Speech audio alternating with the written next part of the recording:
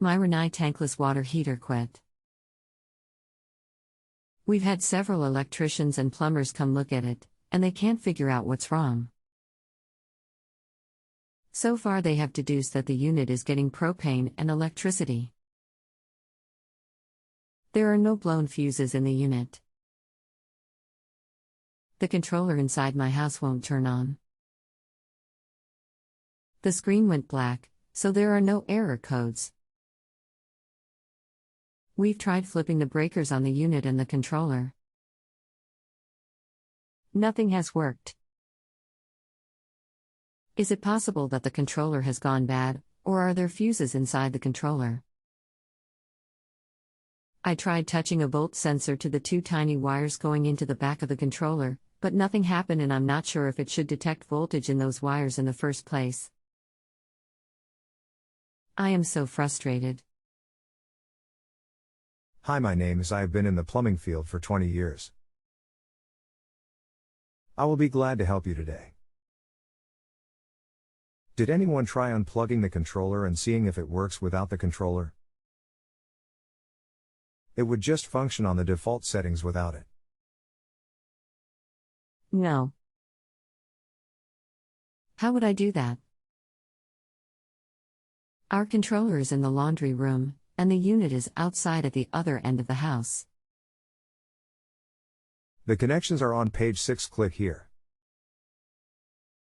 Lol, do I need an electrician to try this? I'm looking at the book right now.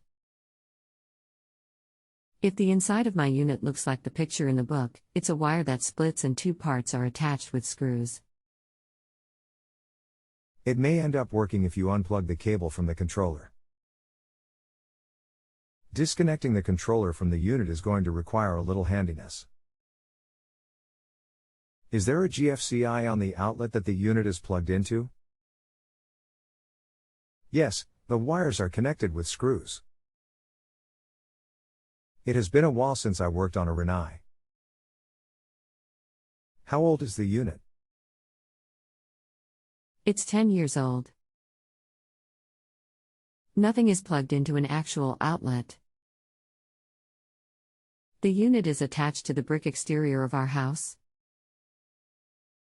So much for the warranty then. I think it is 5 years on most of the parts and labor and 10 or 15 years on the heat exchanger. So, the unit is hardwired and there is not an outlet behind the cover? It can be either. Is there a surge protector on it or switch? Did the electrician remove the cover and do any internal voltage testing? The electrician said the unit outside is getting electricity. I'm assuming it is hardwired BC. It was installed when we built the house 10 years ago. Is disconnecting the cable from the controller the same as flipping the breaker off that gets power to the part of the house that the controller is on? The issue can be a couple of things. Hopefully it is a faulty controller. You should be getting 12V when testing with the voltmeter. If you are slightly handy, you can take care of disconnecting the controller and see if it works without it. First try unplugging the controller from the cable, then if that does not work, then disconnect the cable internally using the manual directions. No, flipping the power on and off is not the same. The controller gets the power from the water heater control board. If disconnecting the controller does not work, then inspect the control board. There are capacitors on the control board are intact. A good capacitor will be very flat on top. A failed capacitor will have a bulge. Be sure the unit is unplugged at least a few hours before poking around inside. These inspections will not require any major surgery. Just removing the cover, but capacitors hold current for a while and can pack a jolt even with the power off to the unit. Most likely, if not the controller, it is the power surge fuse. It is a little glass fuse that is also internal. When you remove the cover, it will not be hard to find. The fuse is stamped with the proper amperage, and you should be able to get a replacement at Home Depot. Okay, I disconnected the wires from the unit. Do I need to put the ends in one of those plastic caps though? No, there is not voltage coming from the controller. The voltage comes through the water heater. Do you see the fuse now that you have the cover off? There should be a diagram in the manual. If you do not see it, that will help to determine where it is. The guys who have already come checked the fuses in the unit and they were fine. I tried taking the controller off the wall, but I can't get into it to see anything. So it's definitely okay for me to just leave those two connectors out but not touching those screws in the unit. Would it not have been the same thing to just disconnect the wires that go into the back of the controller? I did not realize that you had not pulled it out. Tape the ends with electrical tape will be fine, or pull the wire out of the hole. Just want to be sure it does not arc something, although unlikely. Oh no, I don't have electrical tape. Just pull the wire out of the access hole. It is unlikely that the wire loose inside would be an issue, but a certainty it will not be an issue if you pull it out. It may not have been the same to disconnect from the controller. Like pull it out of the unit. The part where the wires connected was covered with a piece of clear plastic. I'm talking about the unit, not the controller, right? I pulled the wires outside of the clear plastic so that they can't touch the screws. Would it not cause a fire or something if they touch anything metal? Yes, the water heater. Do you have any tape you could put on it? Duct tape? No, that is great. Give the water heater a go now.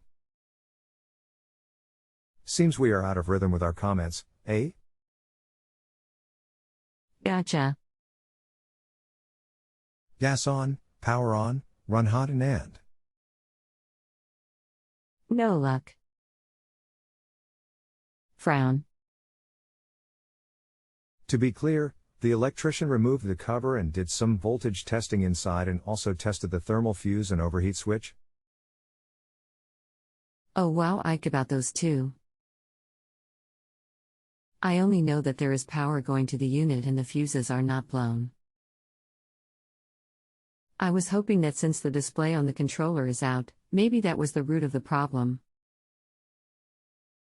I was hopeful of that too. Well, there is only one fuse and it is inside. Testing to see if there is voltage to the unit is only a small part of the voltage testing required.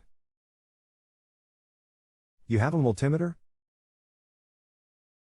Since you have the unit cover open, will you locate the thermal fuse, turn the power off, and test the continuity on the fuse? Also test to see if you get continuity from the fuse to the other side of the overheat switch. I am a girl who knows nothing about this stuff. I think all this is over my head. You have been very helpful, though. Lol, how about coming to South Alabama to look at it? There is no one around here who knows about them. Crazy. You can do this part for sure. I got my doggy from Alabama. Though. Turn the power off, then get your multimeter. Then once you have the meter, study the diagram in the manual. The diagram might be on page 38. Look in the water heater now that you have the cover off and see if you can certainly locate those two things. If you do all that, then the next thing is easy and you will not shock yourself if you for sure have the power off. You might just fix this on your own if it is the thermal fuse. What is a multimeter? If you leave now, you can be here by lunchtime. A voltage tester. But you are going to fix it by then. Got one of these? Click here. Mike, do you mind if I suggest some things? Lol, no. The volt sensor I have just tells if the wires live. Hello Kit, my name is I look forward to assisting Mike with this. I am here to assist Mike, so if I help you, make sure you give Mike the credit, as I owe him for helping me several times as well. Thanks. I really had convinced myself that the controller was the issue, but it looks like it's much more complicated than that. Mike has been super helpful, but what we tried didn't work. Your problem cannot be a thermal fuse, because a thermal fuse would have kicked out an error code on your controller. Since your controller is out, is a power supply issue or a bad computer board. That makes sense. Have you had a recent power outage or surge? Are you hooked up to a generator? Any lightning strikes in the area? We have power outages all the time, so it's entirely possible that that caused something to go wrong, although it's never happened to the Rinnai before. Would lightning or a power surge have gotten the controller or the unit? It must have gotten the unit if disconnecting the controller from the unit didn't make a difference, right? These units have computer boards inside them.